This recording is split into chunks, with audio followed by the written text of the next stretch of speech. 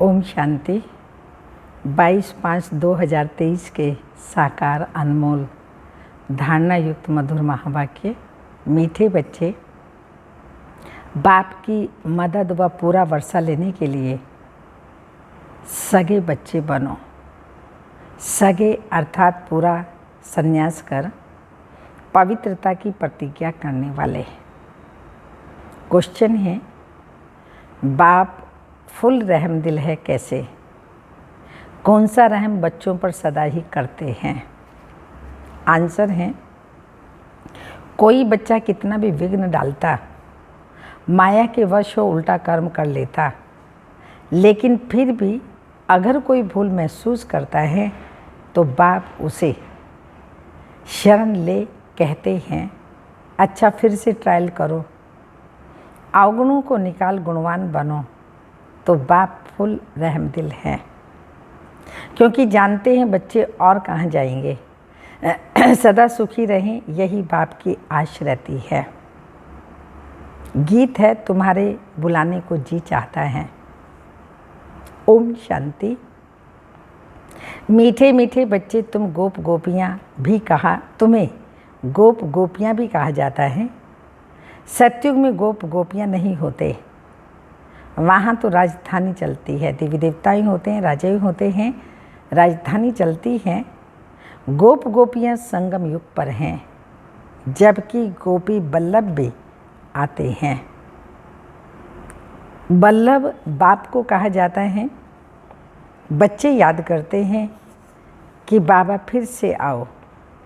सभी सेंटर्स के बच्चे कहेंगे, सबको पता है बाबा इस समय मुरली बजाता होगा। सेंटरों पे बहनें सुनाती और मधुबन में बाबा उस टाइम मुरली चलाता था, तो बच्चों की बुद्धि में यही रहता था, बाबा मुरली चला रहा है।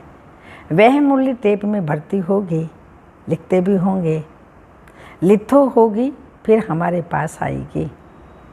गोपी बल्लभ से सन्मुख सुनते होंगे, वही मुरली फिर हम 4-5 दिन के बाद सुनेंगे, क्योंकि सब सेंटर्स पर पोस्ट के द्वारा मुरली आती हैं। ऐसे ख्यालात चलते होंगे ना। कहते हैं बाबा आप आओ, आप आओ तो हम सदैव मुस्कराने लग जाएं।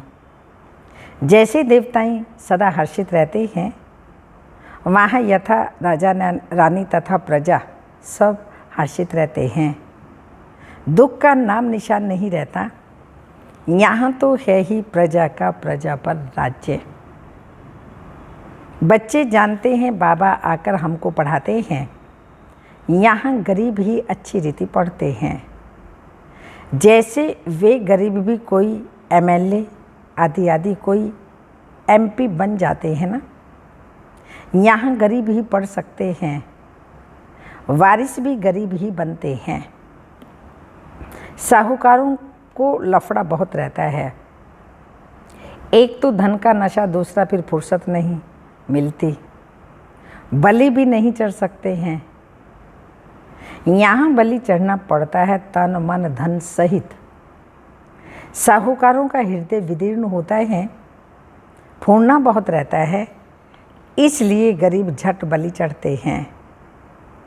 इसमें भी पहले नंबर में कन्याएं जाती हैं। मम्मा भी कन्या ही है ना, बाबा की बनी और कहेंगे बस मेरा तो एक शिव बाबा, दूसरा ना कोई। इसको बलि चढ़ना कहा जाता है। एक बाबा का बन जाना, बाबा के अलावा कहीं भी बुद्धि योग ना जाना, इसको ही बलि चढ़ना कहा जाता है। फिर आत्मा को बल भी मिलता है, शक्ति प्राप्त होती है। गृहस्थ व्यवहार में रहते हुए जैसे कि वहाँ नहीं है, बुद्धि शांति धाम में है, सुख धाम ही बसता है। बुद्धि में सुख धाम शांति धाम ही बसता है। अब हम जाते हैं स्वीट होम में, फिर स्वीट राजाई में। गृहस्थ व्यवहार में रहते रचना की भी संभाल करनी है, परंतु श्रीमत से। श्रीमत तब मिले जब बलि चढ़े। सर्वशक्तिमान के साथ योग लगाने से ही शक्ति मिलती है। बाप का नहीं बनते तो शक्ति नहीं मिलेगी।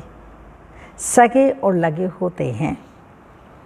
उन सन्यासियों में भी सगे और लगे होते हैं। कोई तो घर बार छोड़ जाकर कफनी पहनते हैं, वह ठहरे सगे। कोई फिर फॉलोअर्स होते हैं, वह रहते हैं ग्रस्त व्यवहार में। उनको कहते हैं सोतेले, सगे नहीं कहेंगे। उन्हें फिर वर्षा मिल ना सके क्योंकि अपवित्र रहते हैं ना। यहाँ भी कोई तो सगे हैं जो पवित्रता की राखी बांधते हैं, बाकी जो पवित्र नहीं रहते उनको सगे नहीं कहा जा सकता। वह है राजयोग, यह है राजयोग द्वारा संन्यास, वह है हठ योग द्वारा संन्यास। तो बाबा ने समझाया है कैसे अपने को सन्यासियों के फॉलोअर्स कहलाते हैं, परंतु रहते घर गृहस्थ में हैं, तो उनको वास्तव में फॉलोअर्स और सन्यासी कह न सके। सन्यास करने का पुरुषार्थ करना चाहते हैं परंतु बंधन है। जिन्होंने कल्प पहले सन्यास किया वही छोड़ते हैं, वह हो जाते हैं सगे और वह फिर हैं लगे। यहाँ जो भी पवित्र बनते हैं वो सगे ठहरे, मदद और वर्षा भी सगों को ही मिलेगा, लगे को मदद मिल ना सके। तो बाबा ने समझाया है ये ज्ञान इंद्र सभा है, यहाँ सब ज्ञान पुखराज परी आदि आदि हैं। 9 रत्नों की भी बहुत महिमा है, 9 रत्न की अंगूठी भी पहनते हैं। ब्राह्मण लोग कहते हैं ये पहनो तो तुम्हारी दशा बदलेगी। पत्थरों की भी महिमा कर दी है, वे ही तो तुम बच्चे हो, पत्थर बुद्धि बन गए थे अब पारस बुद्धि बन रहे हैं। तो बाबा ने कहा वही तो तुम बच्चे हो। जितने जो सर्विसेबल बच्चे हैं जो विजयमाला में आते हैं, तो ऊंचते ऊंचे हीरा बनाने वाला बाबा उनको बीच में रखते हैं। मनुष्य तो इन बातों को जानते ही नहीं हैं। 9 रत्न कौन हैं, पत्थर से भेंट क्यों करते हैं, जैसे नदियों से भेंट करते हैं। तुम हो ज्ञान नदियाँ, वह है पानी की। तो कहते हैं बाबा आओ तो हम सदैव हर्षित रहेंगे, आपकी मुरली सुनकर औरों को सुनाएंगे। फिर हाँ, प्रिंस प्रिंसेस बन रतन जड़ित मुरली भी बजाते हैं। मुरली बजाने का शौक़ रहता है ना। श्री कृष्ण को ही मुरली थी जरूर, जबकि वह प्रिंस था, राज करता था।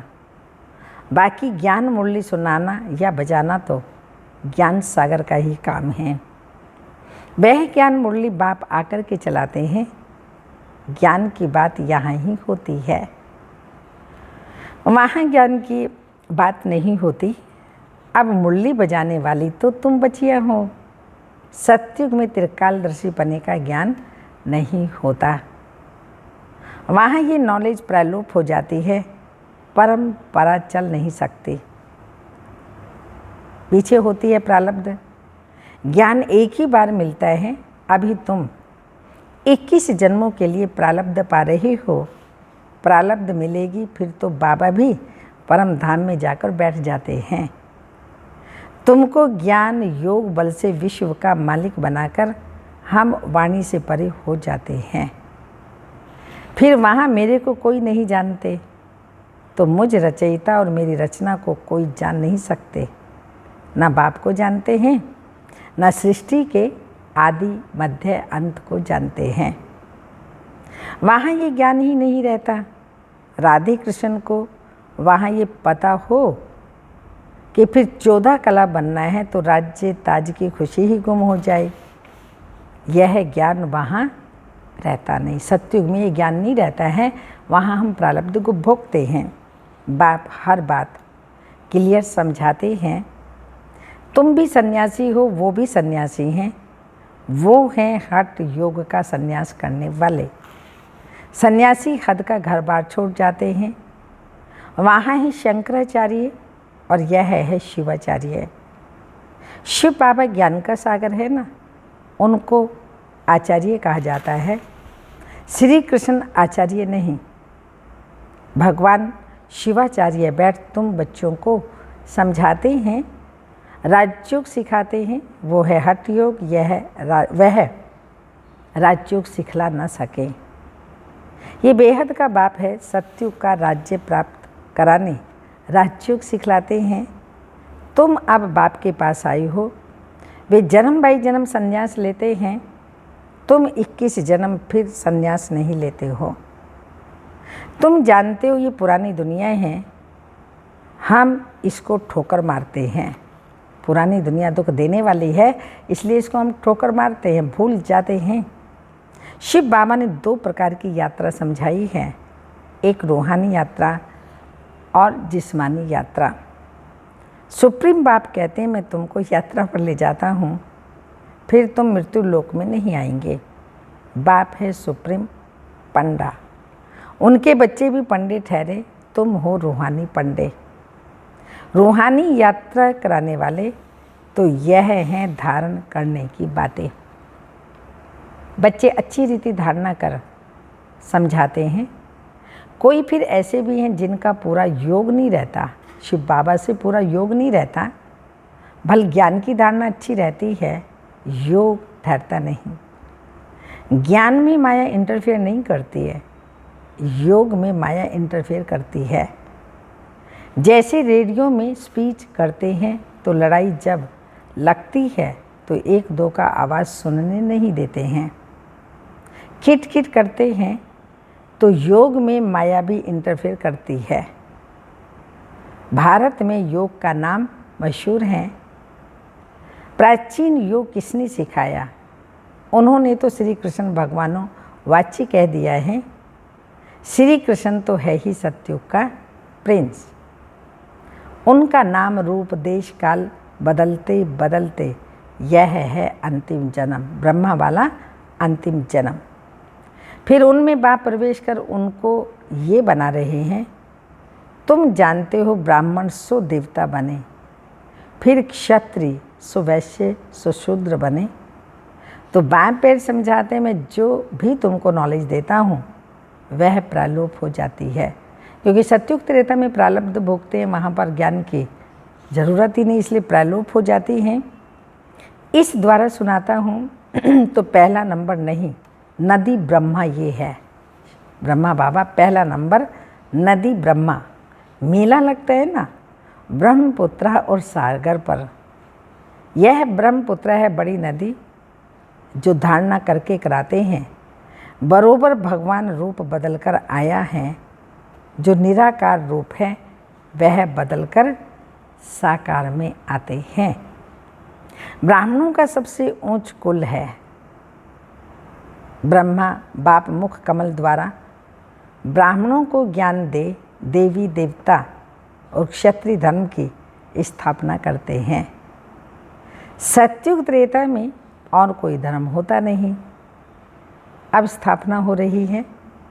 राधे कृष्ण जो हैं वह लक्ष्मी नारायण बनते हैं।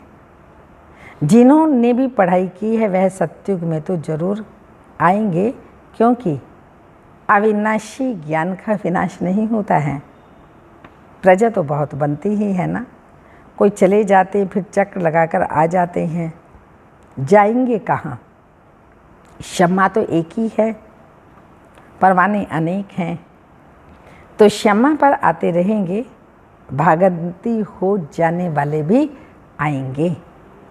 सतयुग की निंदा, सतगुरु की निंदा कराई ना, फिर भी बाबा के पास आते हैं तो समझाया जाता, इतना रहमदिल है बाबा, उनकी निंदा कराते हैं, फिर भी बाबा ने कहा समझाया जाता है फिर से तुम ये ज्ञान उठा सकते हो।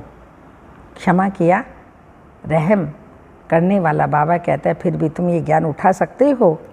वह फील करते हैं बरोबर हमारी ही भूल है, तो उनको भी शरण लेना पड़ता है, फिर उनकी भी सेवा करेंगे, अंत तक फुल रहम करना है।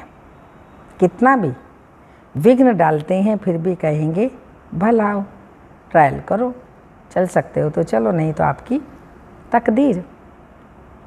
मना नहीं है, बाप है ही फुल रहमदिल, तुम उनके बच्चे होना।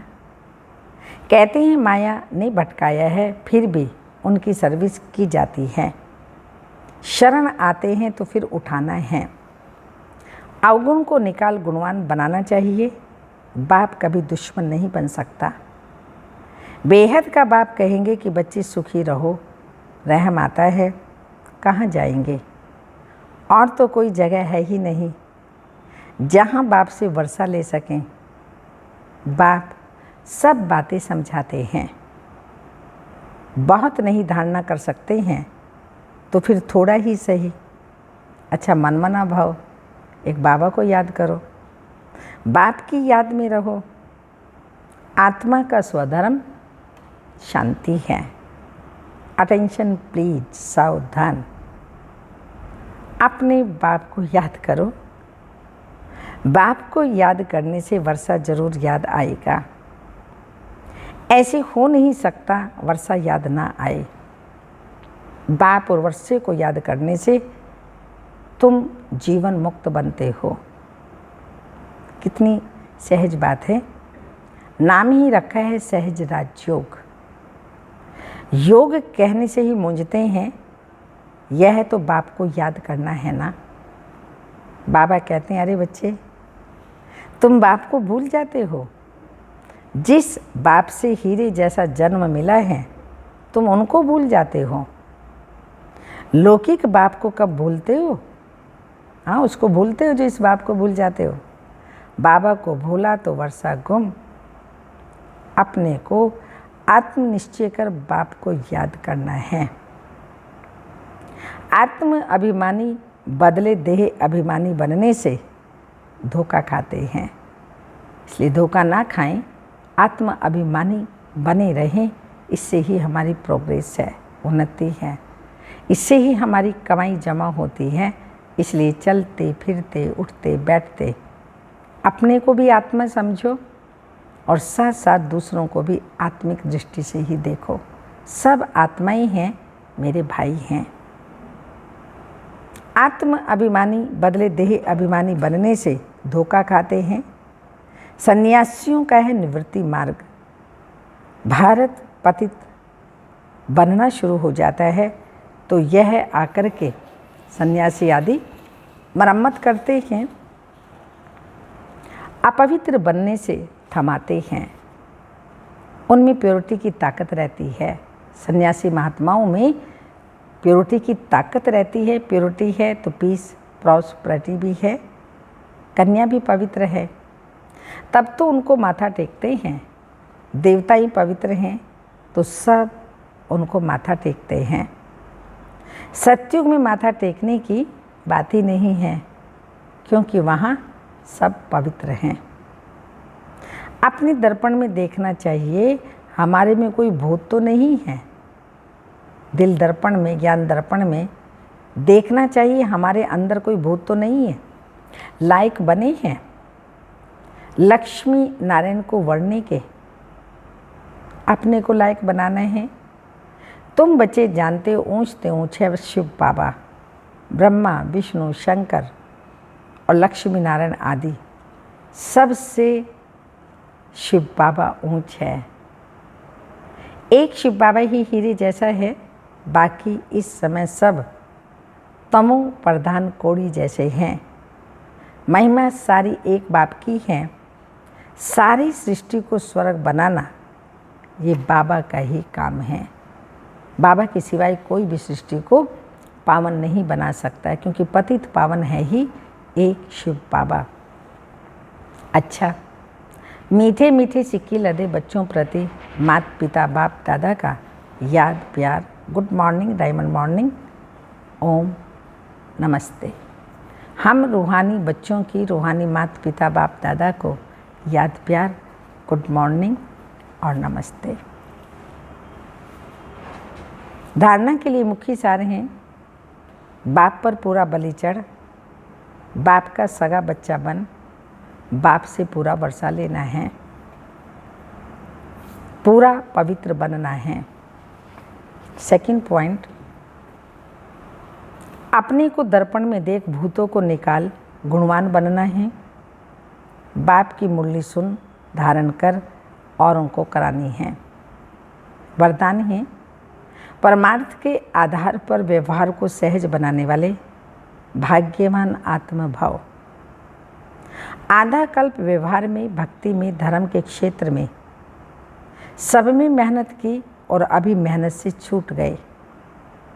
अभी व्यवहार भी परमार्थ के आधार पर सहज हो गया। निमित्त मात्र कर रहे हो। निमित्त मात्र करने वालों को सदा सहज अनुभव होगा। व्यवहार नहीं है लेकिन खेल है।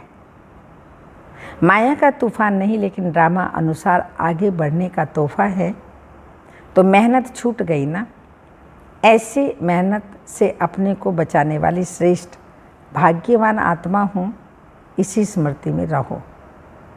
स्लोगन: जीवन में मधुरता का गुण धारण करना ही महानता है। जीवन में मधुरता का गुण धारण करना ही महानता है। अव्यक्त इशारा। मनसा शक्ति का दर्पण है बोल और कर्म।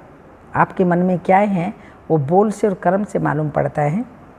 चाहे अज्ञानी आत्माएं चाहे ज्ञानी आत्माएं, दोनों के संबंध संपर्क में बोल और कर्म शुभ भावना शुभ कामना वाली हो। जिसकी मनसा शक्तिशाली शुभ होगी उसकी वाचा और कर्मणा स्वतः ही शक्तिशाली शुद्ध होगी। शुभ भावना वाली होगी, मनसा शक्तिशाली अर्थात याद की शक्ति श्रेष्ठ होगी, शक्तिशाली होगी और सहज योगी होगी। ओम शांति।